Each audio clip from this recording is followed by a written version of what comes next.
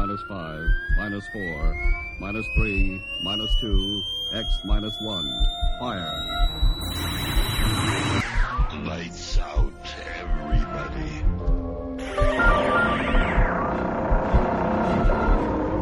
The creaking door. Dimension X. Inner Sanctum Mystery. X minus 1. Dark fantasy.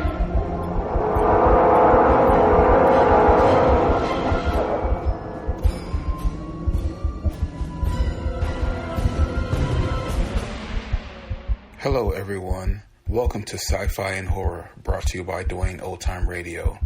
Sci-Fi and Horror features some of the best programs from the golden age of radio, including X-1, Orbiter X, Dimension X, it's a lot of X's, Lights Out, Ray Bradbury, Dark Fantasy, and many, many more.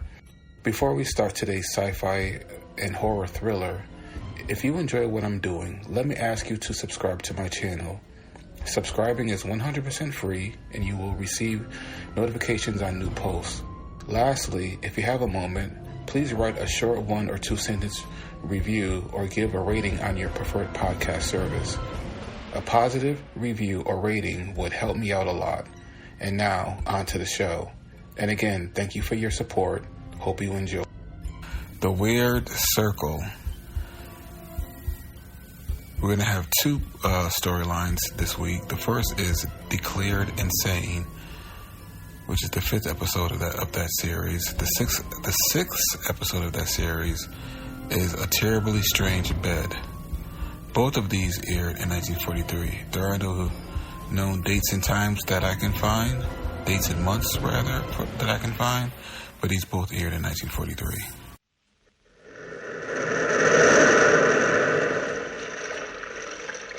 The Weird Circle. In this cave by the restless sea, we are met to call from out the past stories strange and weird. Bellkeeper, toll the bell, so all may know we are gathered again in the Weird Circle.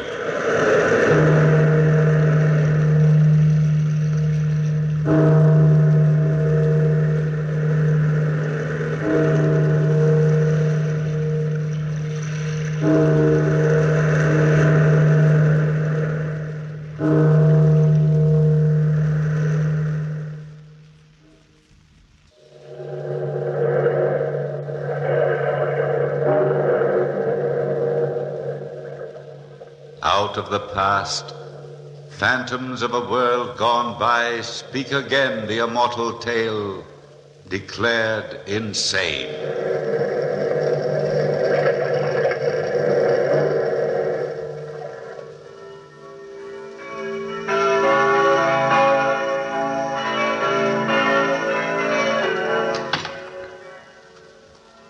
This is the church she comes to.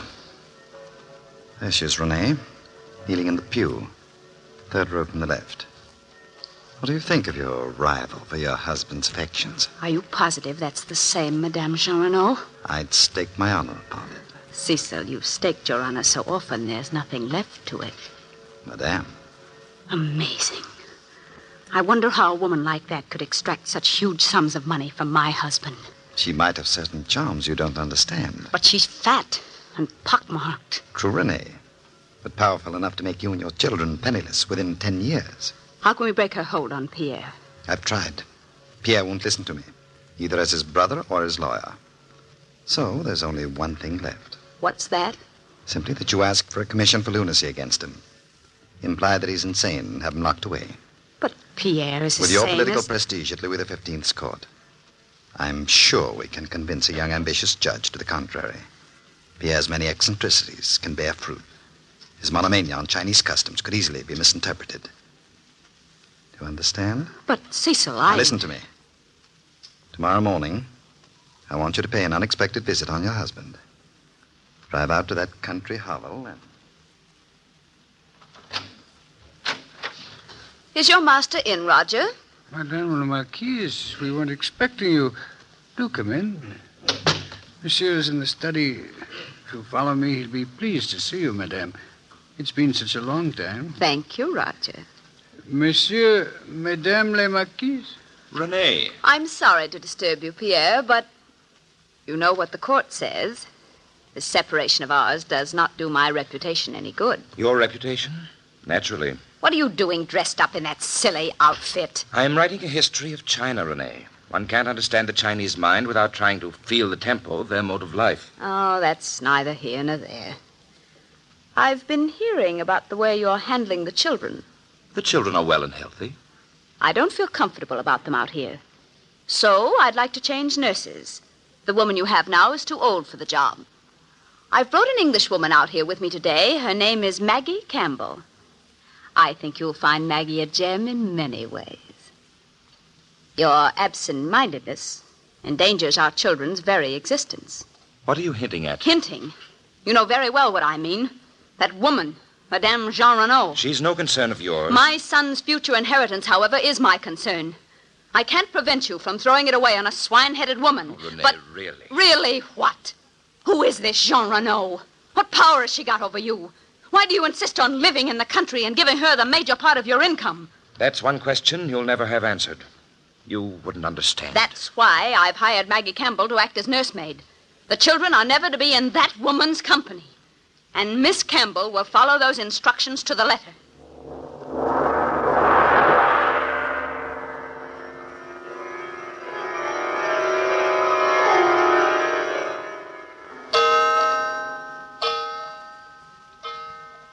Well, Renee, I didn't expect you to come back so soon.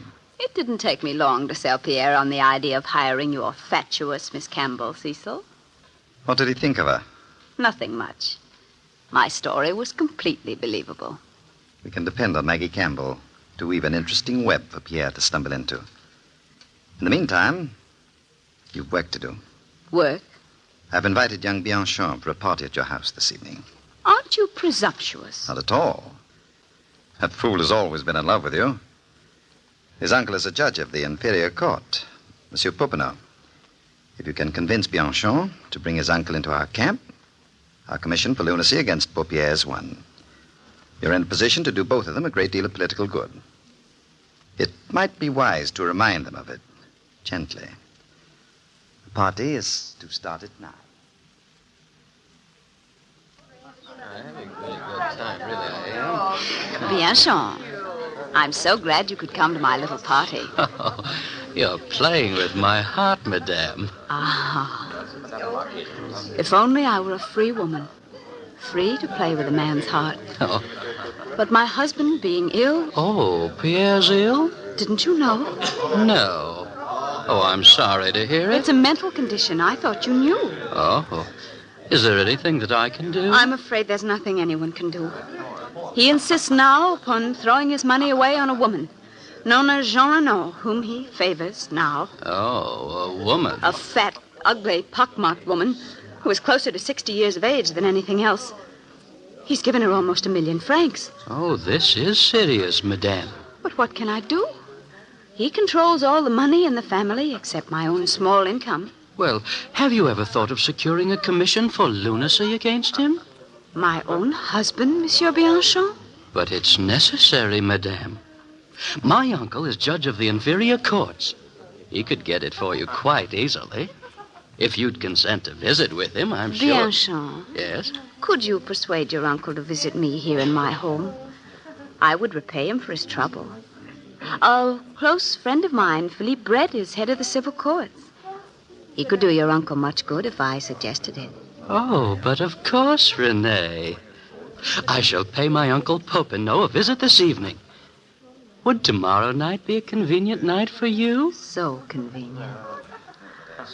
And if Monsieur Popinot is interested in verifying my case, he might ask Maggie Campbell, my children's nurse, about Pierre's strange actions.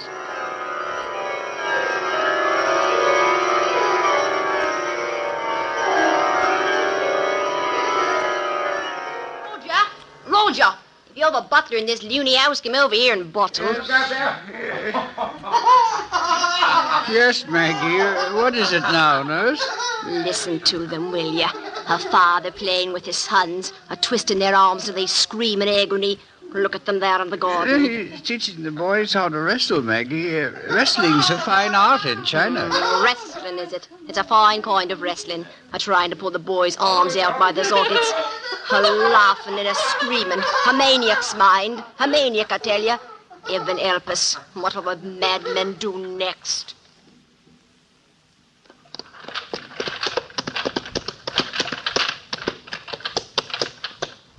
Thank you, driver. Uncle Popino? Uncle Popino? If it isn't my nephew. Well, Bianchon, come in.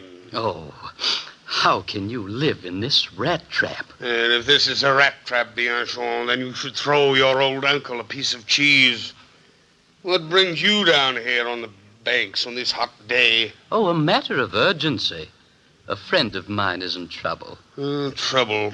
Life was ever thus. Her husband is stark staring mad. And the poor woman hasn't the faintest notion how to go about getting a commission for lunacy. Who is the lady? Madame la Marquise d'Espard. Madame de la Marquise? Yes. She probably knows more about these things than you do, nephew. Nevertheless, I'll see her when she arrives. She's not well, Uncle. You can't expect her to visit you in a place like this. Besides, she's a close friend of Philippe Brett, and he's the head of the civil courts and can do you a lot of good. That crook? Oh, Popino. Madame la Marquise had the kindness to invite us to dinner at her house tomorrow night. Bianchon, I'm surprised at you. You know very well that I'll be the examining judge on the case, and our courts forbid a judge to dine in a petitioner's home. It's against the law. Oh, yes, I'd forgotten. After dinner, then, Uncle? Well, she can see me here.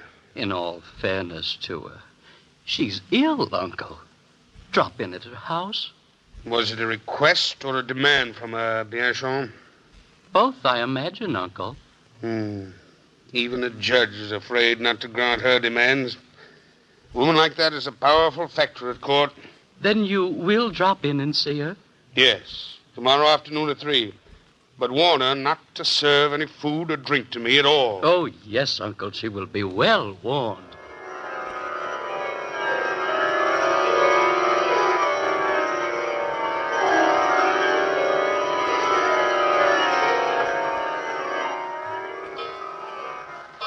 Maggie, what are you doing, prowling about the master's bedroom? I was looking for a good tonic for the children. The master keeps all the medicines locked up here. While I'm about it, you ought to take the tonic, Roger. You don't look so well lately. I never felt better. Spring's coming, Roger. Everybody should take a tonic. Yeah, drink this. You'll feel like a new man in a few seconds. I'll fix another drawer for the children. I can't figure you out, Maggie. One moment you shout, and the next you worry about my health. That's just my way, Roger. Go ahead. Drink it. I'm a nurse. I ought to know what's good. Go ahead. Drink. Well, if this will make us better friends, Maggie, I'll take it.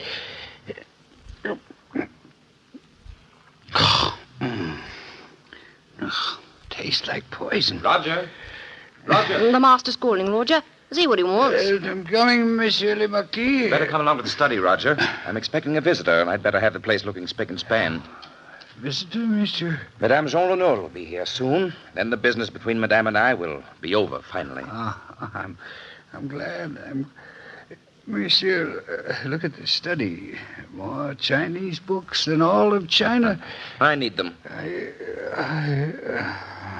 What's the matter, Roger? I feel so ill, Monsieur le Marquis. In heaven's name, Here, I better don't sit down know. over here, Roger. Help. Roger. Maggie. What's the matter, monsieur? Roger, old fellow.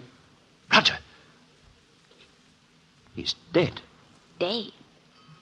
His skin is turning black, monsieur.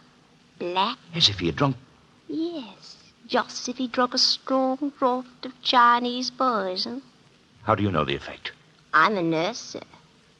Now your madness is no longer innocent. You're a murderer, too.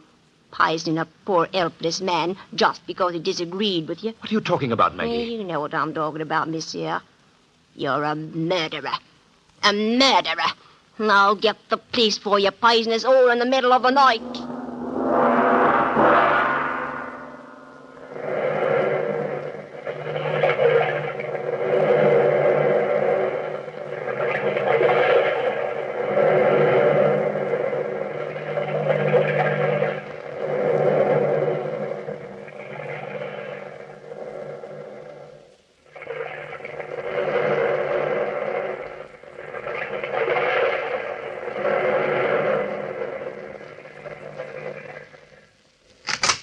Madame la Marquise, may I present my uncle, judge of the inferior courts, Monsieur Popinel. Good afternoon, monsieur. How do you do? This is my brother-in-law, the Chevalier d'Espargne. Say so. How do you do? How do you do? Won't you be seated, Monsieur Popinel? My uncle will do everything in his power to help you, Renee. I'm sure he will, Bianchon. Tell me, madame, when you and the Marquis separated originally, how much money were you allowed? Just my original income of 26,000 francs a year. You say that the Marquis had given a certain Madame Jean Renaud considerable sums of money? Almost 1 million francs. Was there any reason for him to give her money? None. None but an imaginary one dictated to him by his twisted mind. Does Madame Jean Renaud live well? Live well? In a mansion? I'm a poor man myself, madame. How much does Madame Jean Renaud spend on her house? Oh, the stables alone cost 16,000 francs. Judges are apt to be incredulous. If the stables alone cost 16,000, then how much for the entire establishment? Between 50 and 60,000 francs. So much? You don't say. Now, how much do you spend for this lovely place? About the same, 50 or 60,000. Renee! Huh? Oh. I thought you said your income was only 26,000 francs. You must be badly in debt, obviously. But, monsieur... If you're in debt, the court might not feel justified in allowing you to handle your husband's money. They might think you have a different motive for trying to secure control of your husband's money. Not that I have. A selfish one. Do you serve, madame?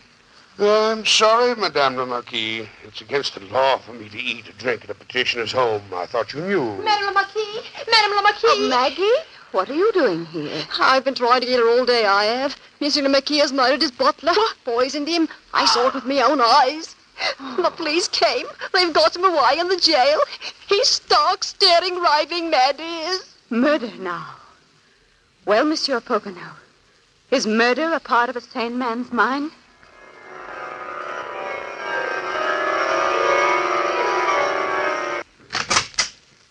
Such a place for a judge to live. Oh, if I lived here, I'd never make old bones. Monsieur Popinot. Yes? I got your summons to come and see you in your house. Well, here I am. Yes, here you are. But who are you? Madame Jean Renaud. Kind of a judge are you, anyway, living here? Huh? You must be an honest one. Well, what do you want to see me about? I've learned that you've been receiving extraordinary amounts of money from Monsieur le Marquis d'Espargne. Well, as a matter of fact, I have. What seducer's art have you been using on Monsieur le Marquis? Oh, seducer's art? Look at me, monsieur. Fat, ugly, hideous. What kind of a vamp would I make? Well, that's a question I can't answer. But you will have to. Monsieur, I'm sorry, but I am under oath. I can never divulge the reason that monsieur gives me the money. Madame, if you have any pity for your benefactor, you'll tell me. A commission for lunacy has been taken out against him. Huh? And you're named as having some strange power over him. Power which is supposed to have driven him mad. Oh, great heavens. I must go to Monsieur le Marquis and warn him. He's a saint, that man. A saint, monsieur. Yes, but he isn't at home. He's at jail. Madame Jean Renaud.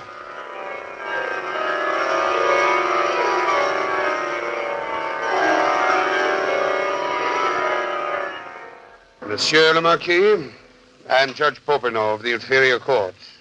You're most welcome to come in and share my prison cell. Are you here to accuse me of murdering a man, too? No, monsieur. But your wife has taken out a commission for lunacy against you. Monsieur, you're joking. I wish I were. Your passion for Chinese customs has led them to believe you live in a dream world. I was commissioned to write a book about China by the most respectable firm in all Paris. Have you a contract from them? In my desk drawer at home. Are there any duplicate copies in case your copy is stolen? Certainly. Here's the address of the firm. They have the duplicate. The second count is, of course, there's murder. You were accused of murdering your butler just to try out a potency of a new Chinese drug you've discovered. Never toyed with Chinese drugs or poisons. How about this business of giving all your money to Madame Jean Renaud? Monsieur, I never thought I'd tell anyone that secret. Your life depends on it. Madame Jean Renaud is the descendant of the Jean Renaud family who owned a large estate in Saxony in the 13th century. My ancestors murdered her ancestors and stole that property. What has that to do with you? The entire Despard fortune was founded on that property. I'm trying to pay back a debt. The amount of money which should have been paid to the Jean Renaud when the property was taken over. You're too conscientious, Monsieur le Marquis. I don't want my children to be ashamed of their family as I'm ashamed of mine. They'll always be proud of the Despard name. I don't think we'll have any trouble clearing you of this charge. Tell me this. Is there any place in France where the black Chinese poison can be ordered? One place might have it. It's a small pharmacy called Lincoln. Don't usually carry that particular mixing drug in our pharmacy, Monsieur Popinot. It's too dangerous. But I did have a special order for it from a Cockney woman named Maggie Campbell just the other day. She had a note authorizing her to buy it. Who was the note from? From the head of the medical research department, through the Chevalier Despard. Thank you very much.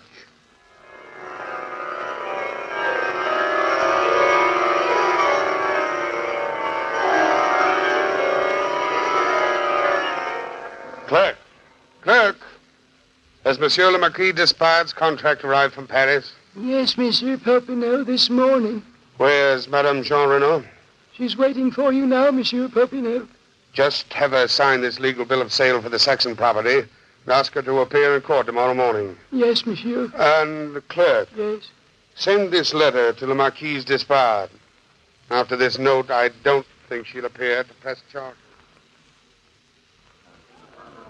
After all... Come along, Renee. We'd better go inside the courtroom. It's almost time for the sessions to start. You go ahead, Cecil. I'd like to see Monsieur Philippe Brett before court starts. See you later, then. Oh, my dear Renee, you look charming. I hope I haven't kept you waiting. Not at all. Here's the letter Monsieur Popinot sent me last night and the affidavits you asked for. Mm-hmm. This letter from Popinot places you in a very ugly position. It threatens the entire civil courts, besides naming the head of the medical association, Monsieur Brett. Yes, I know, Renee. Leave everything to me. I'll see you in court in a few minutes. Order in the court. The Fifth Court of Inferior Appeals is in session. The first case is a commission for lunacy. The case of Madame de la Marquise Despard against Monsieur le Marquis Despard. Monsieur Popin. Yes, Monsieur Brett. As head of the civil courts, I cannot allow you to preside on the bench during this case. Cannot allow me? Do you realize, man, you violated the most important law in all France?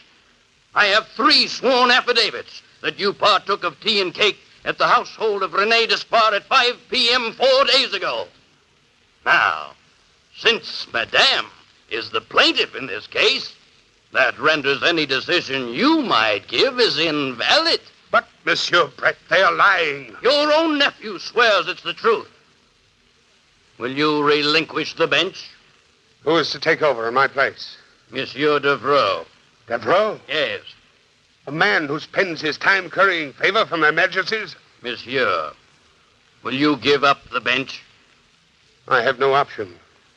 But if I can't work as judge on this case, I will represent Monsieur de la Marquise Despard as his barrister. Will you ascend the bench, Monsieur Devereux? Naturally, Monsieur Brett. The barrister in charge of proceedings will start. That is you, Chevalier Despard. Is it not, Cecil? Yes, thank you, Monsieur Devereux. In behalf of my client, Madame la Marquise, A poor innocent woman who has been robbed of her children, her income, and her home by a lunatic husband who is guilty of murder. You only presume he's guilty of murder. I presume nothing, Popinot. He has already been tried and convicted. When? 10 minutes before court started. I signed the papers, Monsieur Popinot. You did, Brett? Yes. You haven't the foggiest notion of what this case concerns. I have definite proof that Maggie Campbell was hired to murder the butler. Here it is. My proof that Monsieur le Marquis is innocent. Judge Davreau, you can set aside this conviction. Chevalier, let us proceed. A woman named Madame Jean has forced Monsieur le Marquis to give her over 1 million francs. We all know that Monsieur Popinot made up that story about the Saxon property to fool the court. But these are lies, Monsieur Davreau. Continue, Chevalier. And last but not least, we base our claim on the fact that Monsieur le Marquis thinks he lives in China. Ha!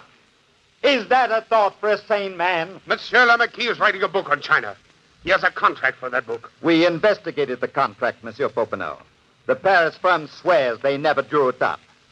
You've done well, gentlemen, to make a mockery of the courts of France. This trial is a farce, a framed farce.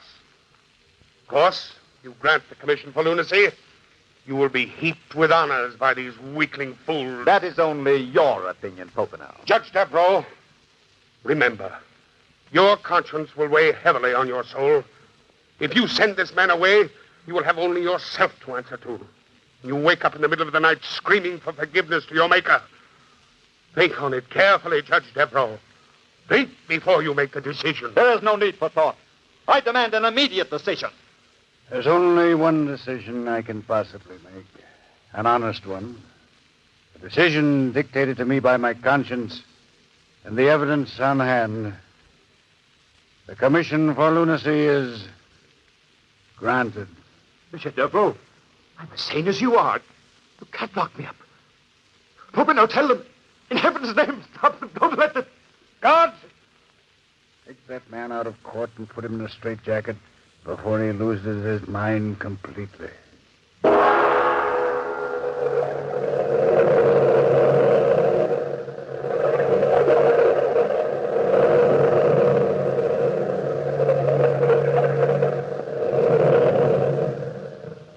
From the time-worn pages of the past, we have heard the story declared insane. Bellkeeper, toll the bell.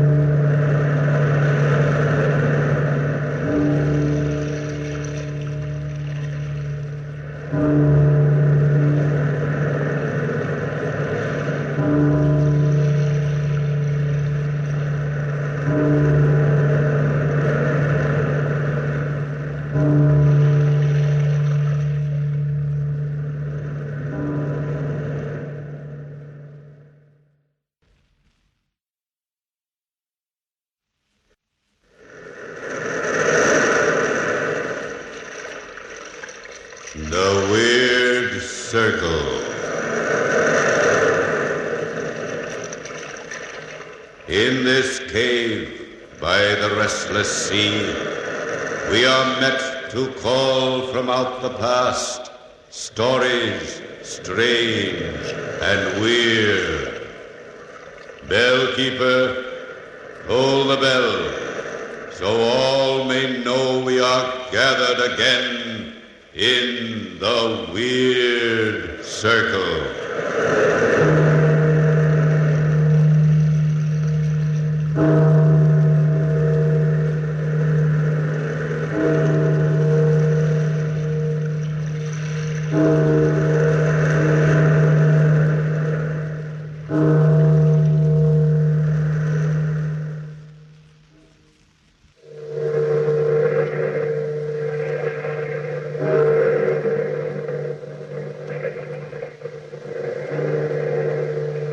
Out of the past, phantoms of a world gone by speak again the immortal tale. A terribly strange bed.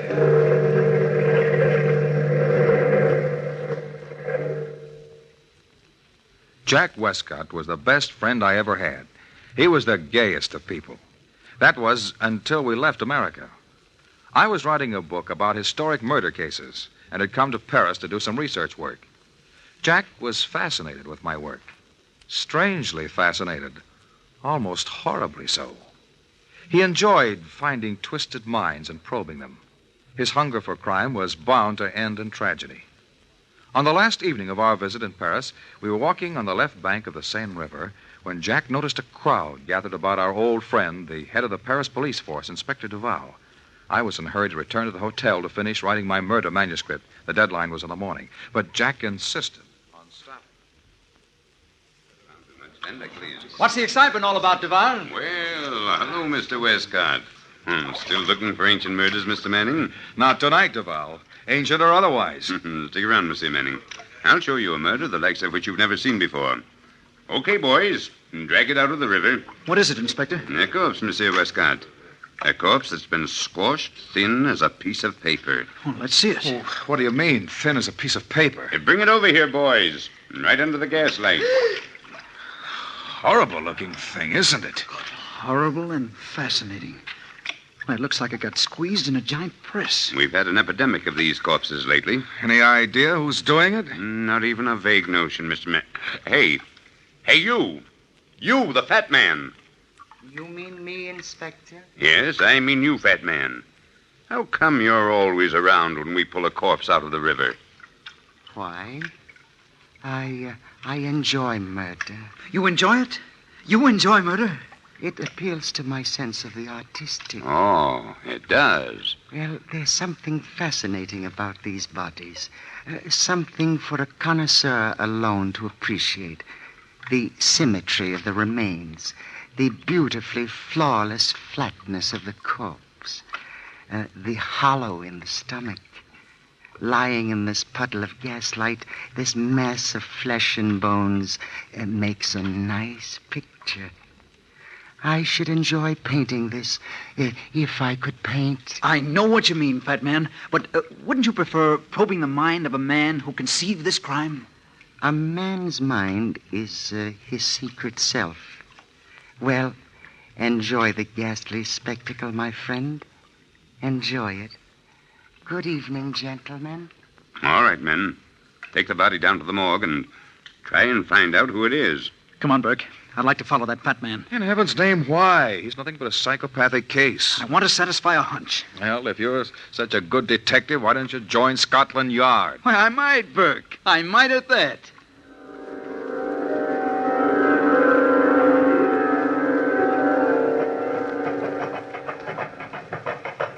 Where the devil has that gross piece of flesh disappeared to now?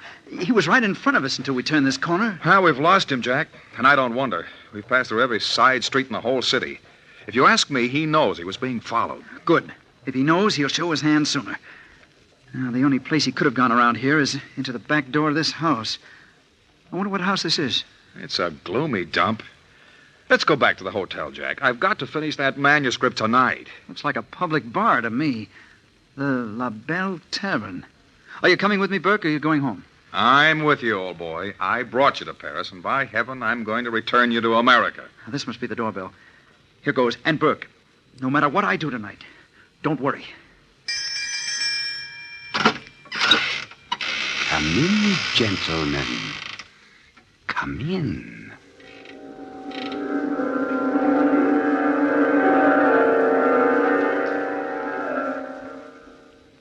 perfectly right, fat man. Those two Americans did follow you. They're sitting at the bar inside. The Americans value their lives so slightly. Amazing, isn't it, Cecilia? Their lives. Our lives. They might be cops. I don't want to get my neck in a noose. To be quite candid, I am not interested in your neck. You're so impatient, and impatience is an evil ascribed to the very young. It might be a pity if you are not allowed time to cure yourself of that evil. Don't threaten me, you fat pig. You pig. I'd hoped to slap some sense into that lovely but empty head. Obviously, my stupid pigeon, those two Americans are wealthy. They would enjoy our roulette table if you would show them to it. Remember, I'll talk to the croupier, and he will take care of the wheel of fate. If you don't do your part well, you face a lifetime in jail. What happens if they get wise? Room 16? But of course. Let me go. I knew you'd understand. Yeah, I understand. There's something so gay about Americans, I always say. I hope you boys don't mind if I stick around. Well, Miss, Not at all, miss. Not at all. You can call me Cecilia. How about another drink? Oh, that's fine. 3 more of the same, bartender. What do you do for a living, Cecilia? Oh, I model in a dress shop. I don't believe you, Cecilia. Jack, stop ribbing the girl. She's a good kid. I'm on the level. I'm interested in it. Here's the drinks. Thanks. Why do I interest you?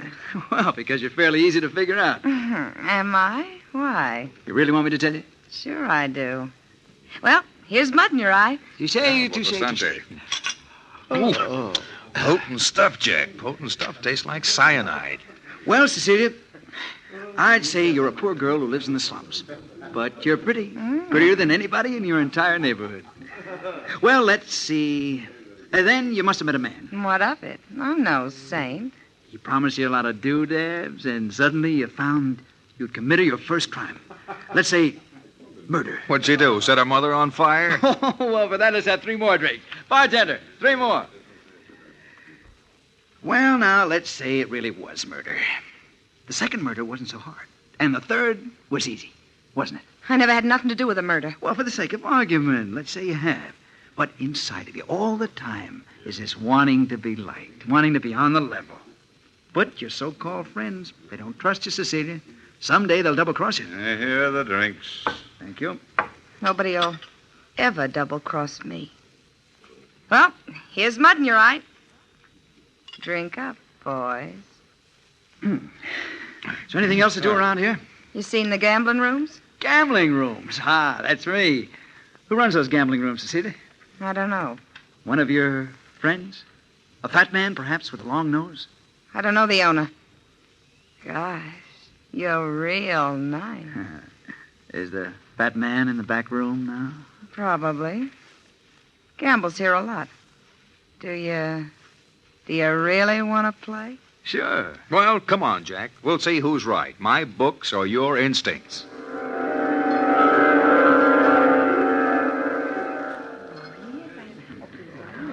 Number 21 wins. Jack, the fat man's in the corner of the room. Yeah, I saw him, Burke. And he saw you, old boy. Don't think he didn't. Come on, boys, let's play. Money, money, money. Place your bets, gentlemen. They'll make some room for us over here. Come on. 25 right here. Hello, Cecilia. Hello, Monty Lauriard. You playing again? I thought you lost every cent you owned last night. A desperate man finds desperate ways to raise money. Even murder, eh? We heard about it. Perhaps, and perhaps not. I'd like you to meet some new friends of mine, Monty. This is Jack Westcott and Burke Manning. Monty Lauriard. How do you do? Money, money, money, gentlemen. Place your bets. I bet 30 francs on odd. How about 100 francs on number 13? Good boy, Jack. The play is dead. Round and round the little ball goes. Where she stops, nobody knows. Hey, Burke, I feel a little dizzy. You've had too much to drink, pal, and those drinks were strong. Number 13 wins. What? I won! Good for you, American. Lucky for you. I won the first time I ever played here, but never again. Money, money, money, money, money, money, money, money. That was the first time Jack won in that incredible evening. But as the ball spun, his winnings increased. The table seemed to have gone crazy. Jack became gambling drunk. The croupier seemed desperate as that wheel spun round and round, each time increasing Jack's winnings. The room was tense with excitement, and even the little thin loser, Loriard, seemed surprised. Monsieur Westcott, your luck is phenomenal. You've won 30 times. 30 times. Jack, you won a fortune, man. Stop now before it's too late. Leave him alone, Burke. Let him play if he wants to. Sure, let me play if I want to. I want to break the bank. Careful, monsieur. Let me warn you. Careful. Jack, it's almost midnight, and I've got a lot of work to do tonight. Please, let's go. And remember the fat man. The fat man be hanged. Here, Jack. Have another drink. Thanks, Cecilia. Jack, be sensible. Stop being an old auntie, Burke. I'll see you later at the hotel. Make the book have a bloody ending.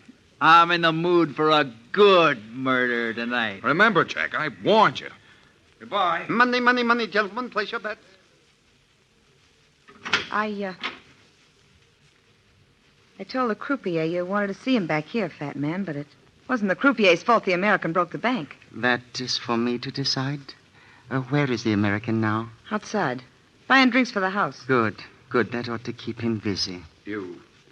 You called for me, monsieur? Yes, I did.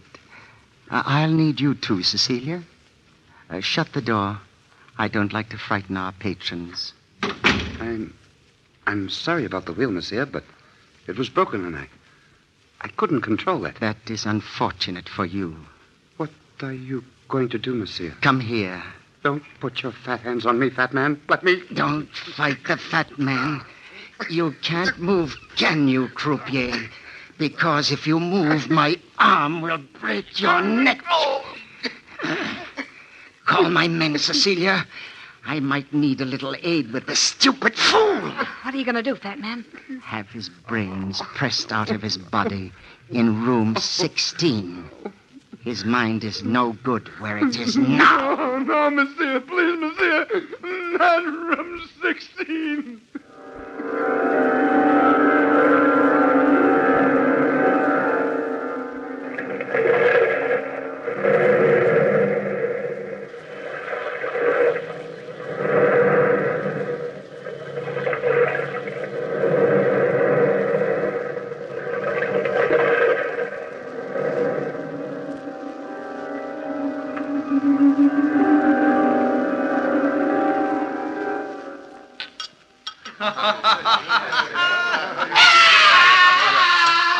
What's that? What was that, Monsieur Loriot? We'll probably be luckier if we don't ask questions. I want another drink. Jack, listen to me. Put on your hat and coat and leave this place. You're being watched all the time. Who's watching me? Hello, Jack. Oh, have a drink. No, Jack. You've had enough to drink. Leave this place right away. She's right, Jack. You must leave. I'll see you home personally. Come on, then. Oh, no, you don't, Monty Loriot. I know your tricks. The last man you saw home was found with a dagger in his breast. How come you're so interested in me, Cecilia? Because you're the first person who ever treated me decent. Oh, please go home. All right. Sooner or later, every woman develops some mother complex over me. Now, I don't want to be mothered. Who is trying to mother you, my friend? Oh, hello, fat man. Cecilia is. Ah, she's developed a rather latent maternal instinct. I think a maternal instinct is out of place tonight. After all, tonight's a night for celebration. Yeah, the fat man's right. Celebration. Bartender, open a bottle of champagne. Bartender, champagne. Champagne for Monsieur Westcott. Won't you join us, Cecilia? Yeah. Of course I will. Here is the champagne, monsieur. Won't you drink with us, Monsieur Loriot? No, thank you, fat man. I don't think so. I never enjoyed toasting to death. Death? Open the bottle, bartender. Good night, Jack. And good luck. Good night. Good night, good night, good night, good night.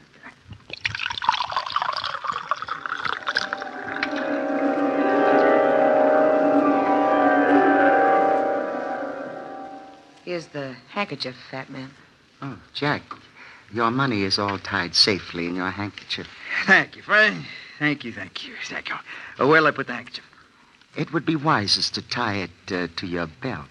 I feel dizzy, fat man. Oh, you need a cup of good hot coffee. That will straighten you right out. Cecilia, go in the kitchen and fix our friend a cup of coffee. But I really... Don't tell me, my little pigeon, that your hearing is failing you. I'll get it right away. I'm glad we're alone, fat man. I want a chance to talk to you. Talk away, Jack. Tell me confidentially. Why do you enjoy seeing a mutilated body dragged out of the river? There's beauty in death. In the act of death, or in the recovery of a body after life has left it? In both. Then, do you enjoy committing a crime? Perhaps. Perhaps it would be pleasant to watch a man die. Slowly. Very slowly. In order to see life leave the body. Say that you and I watched a murder by pressure. What would happen? I'm interested, fat man. What would happen? The face is the first part affected. It would turn red, and the victim would probably feel hot blood pounding in his brain, pounding like steel hammers. Mm-hmm. Then his eyes would feel sore, as if the fluid creating sight were ebbing slowly away. That would be painful? Painful but glorious. His face would discolor. The pressure on his chest would be so great he'd try to scream, cry out, but he couldn't. He wouldn't be able to move, not a limb, not a muscle. He'd be paralyzed. I'd see to that. And in that moment, all the horror that is in man's mind would be indelibly imprinted on the brain until a sudden crushing noise would blot out thought. And what would that crushing noise be? The pulverizing of the human bone. Here's the coffee, fat man. Ah, let me see it. Tastes all right. Here you are, Jack. This will fix you. No, I don't think I want any. If you'll pardon me, I'm so dizzy. So frightfully dizzy. Oh, of course you are. Here, Jack, drink it. Drink it, my friend. My good, good friend. If you don't want to drink it, Jack, don't. Open your mouth, my friend. It will sober you very quickly. No, Open your mouth. No. There. Now, how do you feel? I'm sick. I'm sick. It's dope, isn't it? It's dope. Let me... Oh. Our friend Jack is asleep, Cecilia. Call the bartender. I think our friend will spend the night with us in room 16.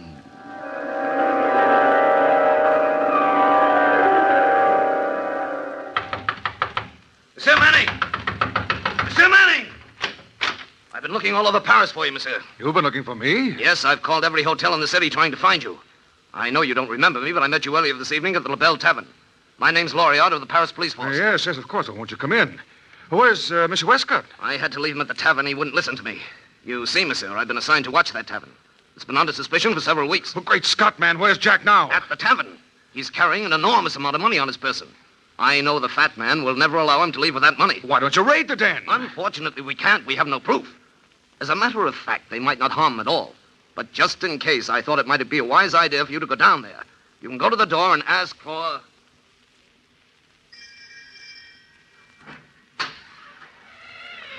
Yes? What do you want? You're the bartender, aren't you? I am not Napoleon's grandma. What do you want? My friend Jack Westcott hasn't come back to the hotel as yet. We've been waiting for him, and I thought that he probably decided to spend the night here at your place, and Your friend is not here. Go home, American, before you get yourself in more trouble than you can handle. Who was it? The other American asking about his friend. Where are you going? Upstairs. To take Monsieur Westcott a candle, like the fat man told me. Be sure the fat man told you, or else... I'm sure. Very sure. Jack, I brought you a candle. Are you asleep? Wake up, Jack. Please wake up. Please. Maybe if I shake him. Wake up. Oh, I hate to slap you, but your life depends on it. What is it? Oh, wake up. Cecilia, my dear. Jack. Luckily, he's still asleep. Come, Cecilia. Let our friend sleep. I'm so sick. So dizzy and sick. Why didn't she let me sleep? Oh, I feel paralyzed. I can't move at all. Just as if I'm drugged. Maybe if I concentrate on the room, I'll go to sleep. Funny. Funny that a French gambling house should have a bedroom. What is an old English four-poster bed doing in a French room anyway? What a heavy canopy over my head. So solid looking. Almost as if it were made of steel. The mattress is so hard. I must concentrate on something. The picture above my head is just even with the canopy. Oh, an evil-looking Spaniard with 5 feathers in his head. The eyes moved. I'm certain of it. The eyes moved. Oh, I wonder if I dare look up again. I was sure there were 5 feathers. Now there are only 4. 4 feathers. 4 feathers. Now 3 feathers. I wonder who's outside my door. I'll try to sleep. No, look at the picture. Why, the feathers have disappeared. I can barely even see the face. God in heaven. The canopy is being lowered on me. That's what it is. The canopy. It can't move. The paper-thin corpse. Oh, I gotta move. It's coming closer. Closer. Oh, they squash me. Oh, I must move. I can't. Oh, it's almost down. Halfway down. Oh, there. I move. Oh, just to crawl out of bed. Oh, if I get a crawl out of here.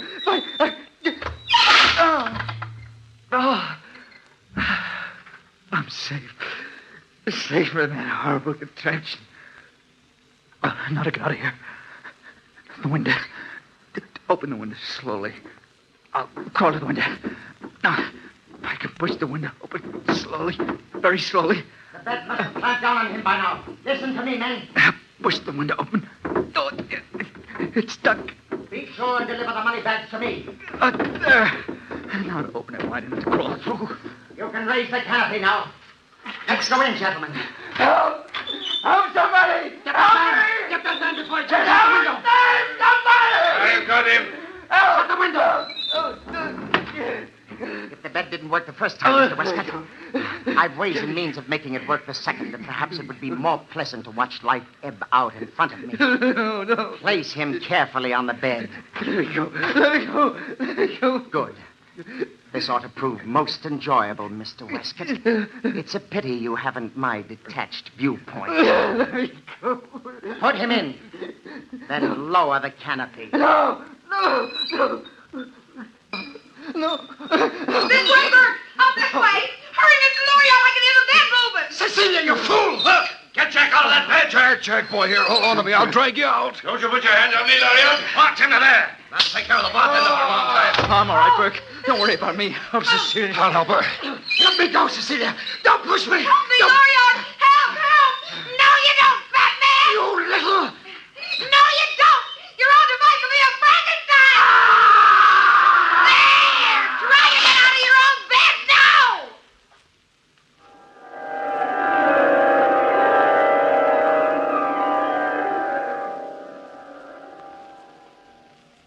Well, Inspector Duval, that's the story.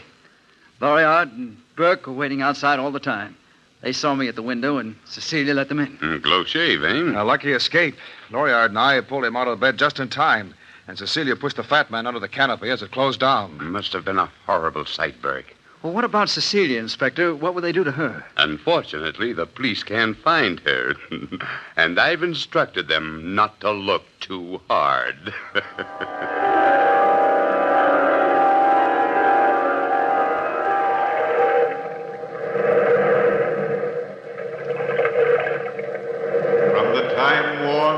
pages of the past, we have heard the story, A Terribly Strange Bed. Bellkeeper, toll the bell.